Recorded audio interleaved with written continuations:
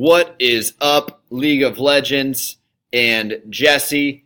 In the words of the poet, rapper, and human man, Young Jock, it is going down, boys. 10, maybe 11 teams still fighting for the playoffs. This week, Trampus A. Whalen, one of the finest attorneys at the Brighton Sunny Noblesville law firm, the Tesla Adler and Whalen law firm, throwing it down, 7 different kinds of smoke.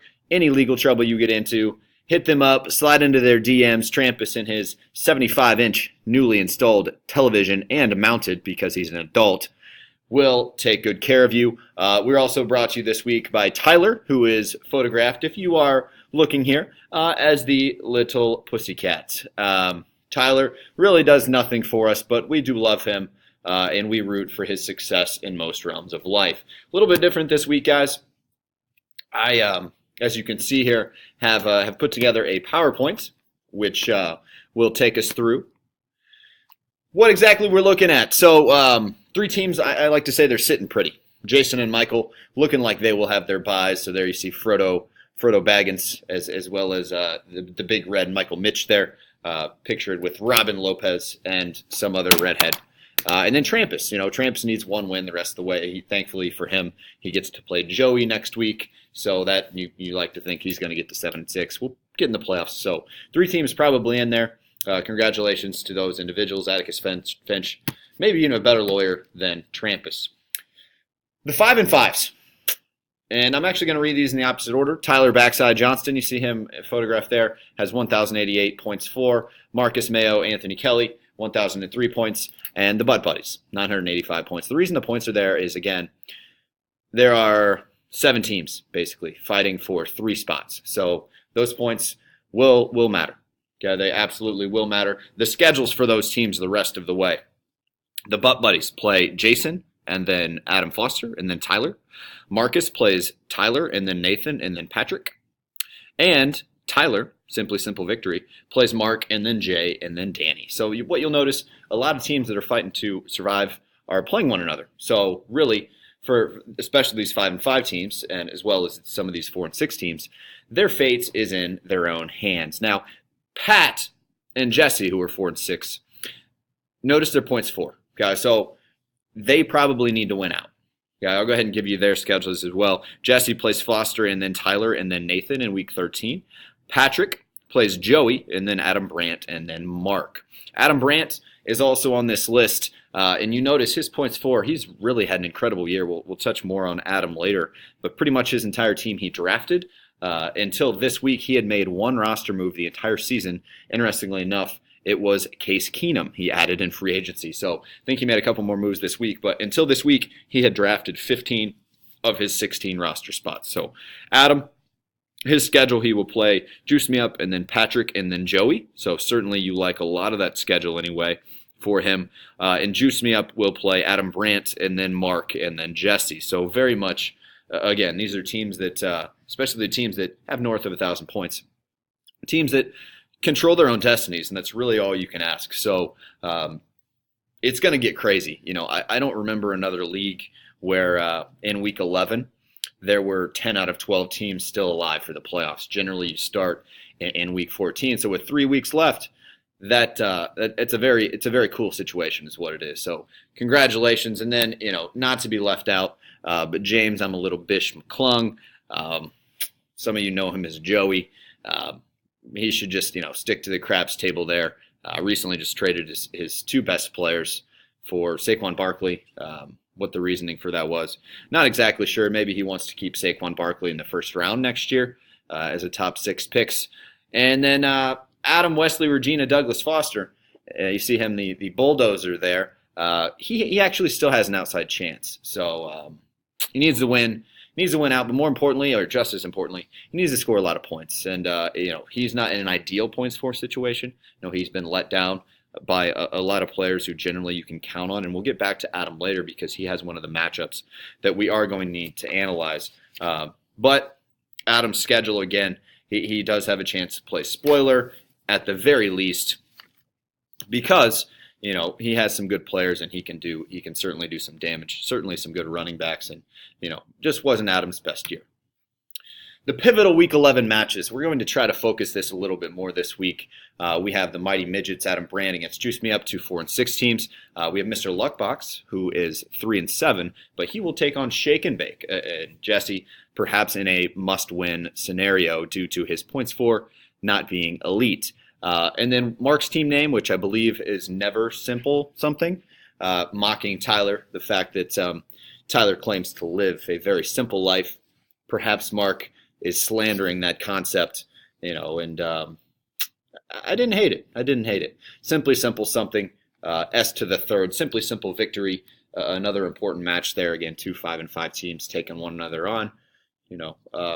Points are, at this point, if you're 5 and 5, as long as you score a bunch of points, you should be in okay shape. So Mark and Ty both in pretty good shape as far as total points on the season. Mostly Ty, I guess. Mark, one of the lower scoring teams. But this is a big matchup. And, like I said, 2, 5, and 5 teams may not show up correctly, but we have the slicer versus the hooker matchup. Marcus Kelly hitting the butter cut out there. Tyler hitting the hook.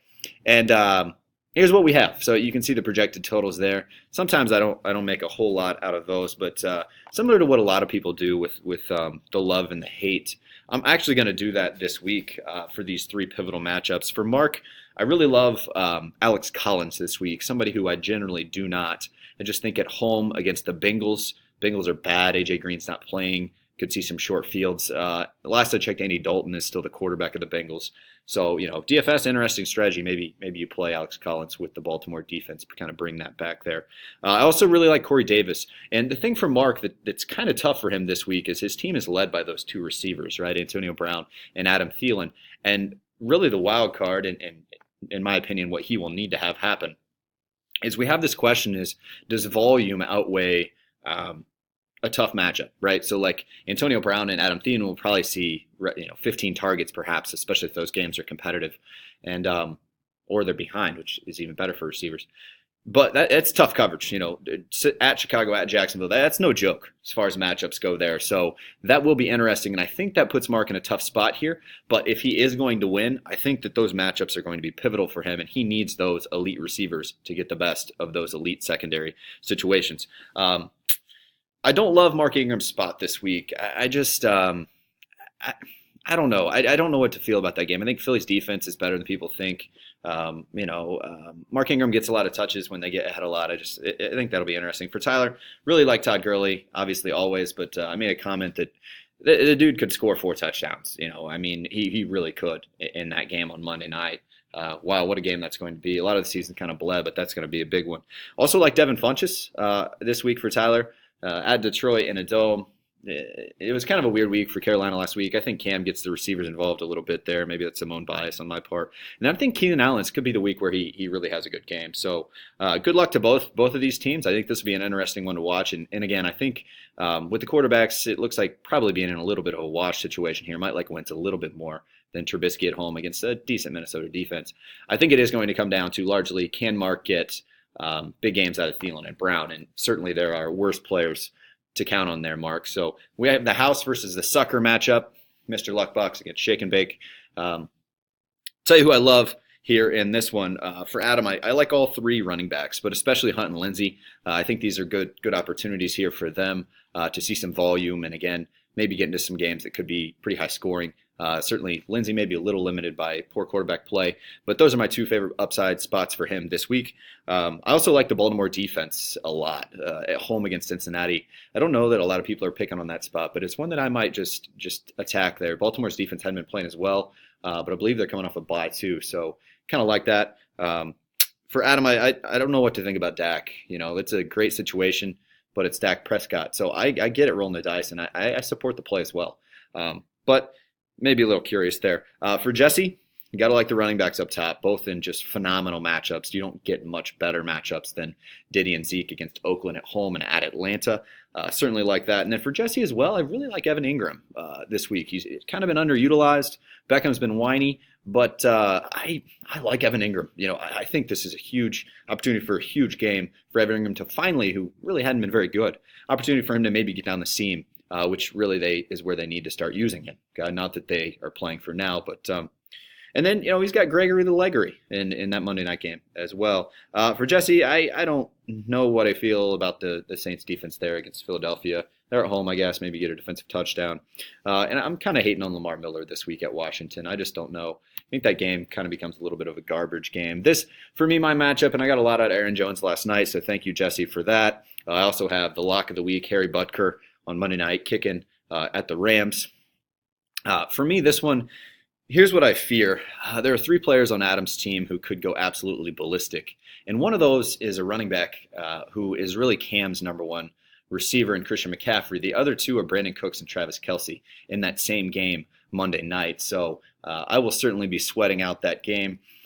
For me, this comes down to Cam being Cam. So it would be helpful for me if Detroit could score a little bit and keep that a little bit interesting. But it comes down to the guy that you all know I love, and it's Cam Newton. Some of my other guys in tough matchups, but I think if Cam does what he does, I have a shot. But again, I very much fear those 3 players on Adam's team, Christian McCaffrey, Travis Kelce, and Brandon Cooks. And again, the looks in the Rams passing game are obviously more focused toward those 2 receivers now with Kupp out. Fantasy MVP candidates, we could have gone obvious here. What I try to do is target guys maybe not as heralded, guys you could have gotten at different parts of the draft in the first round. And Andrew Luck is one who I've hated on, and I've eaten a lot of crow. I'll take it on the chin. It's been fantastic, especially, I believe, the last 4 weeks, the Colts haven't given up a sack.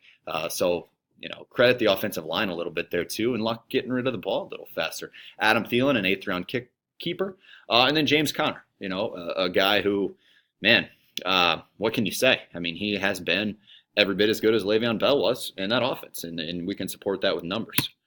Owner of the year, obviously this is Jason stuff. We'll get back to this later. And one contrast I wanted to draw, looking at those 3 teams that are in the playoffs, one thing that Trampus has done that I believe Jason should have maybe done is prepared his team for the playoffs. But I think Jason wanted to go undefeated, which I don't blame him. That's the ultimate glory. Going 16-0 is huge.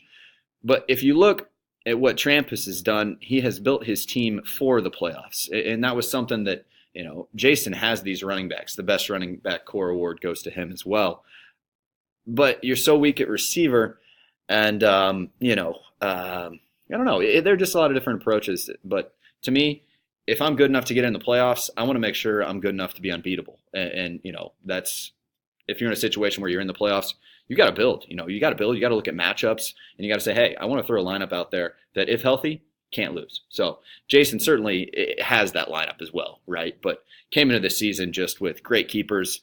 He's run pretty well. He's had some moves that have kind of timed out correctly for him. Mixon's been a little banged up, but you love that receiving core.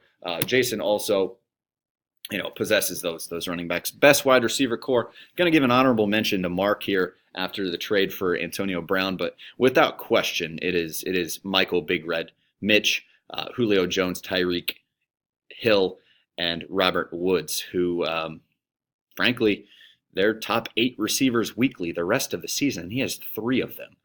And maybe that's even conservative ranking there for me, especially, like I said, with Kupp out. You like Robert Woods to be even more involved. So Michael, team named appropriately, gets the award for best wide receiver core. Again, honorable mention to Mayonnaise. If you have not seen the movie Get Hard, believe you will understand why Mark is called Mayo. The Team Turnover Award, otherwise known as the Anti-Adam Brandt Award, who does not like to make moves. These teams, the winning team, on his roster right now, drafted 4 of his players and has added 10 players in free agency. The honorable mention team drafted 4 of his players and has added 9 in free agency. Both teams have also made a trade. Those go to Marcus Anthony Kelly and Bulldozer Adam Foster. Congratulations on your award. The Assistant to the Commissioner Award. This is a very important slide here. Special talents. Jesse Shawver is paid monthly. Special talents, he can unwrap a Jolly Rancher with his tongue, is able to legally enjoy road sodas, can drive with only his knees, I've seen it, and also can recite by memory the national anthems of America, Nairobi, Jamaica, Zimbabwe, Nigeria, Greece, ancient Greece, not modern, and South Dakota. Random ditties, guys, if you want to take a look at these, pause your screen. Basically just highlighting teams that have given up a lot of points. Jason averaging 125 points a week. Mark allowing 92 a week. That's it, boys. Hey, that Monday night is really the only good game. So good luck to almost everybody this week. Deuces.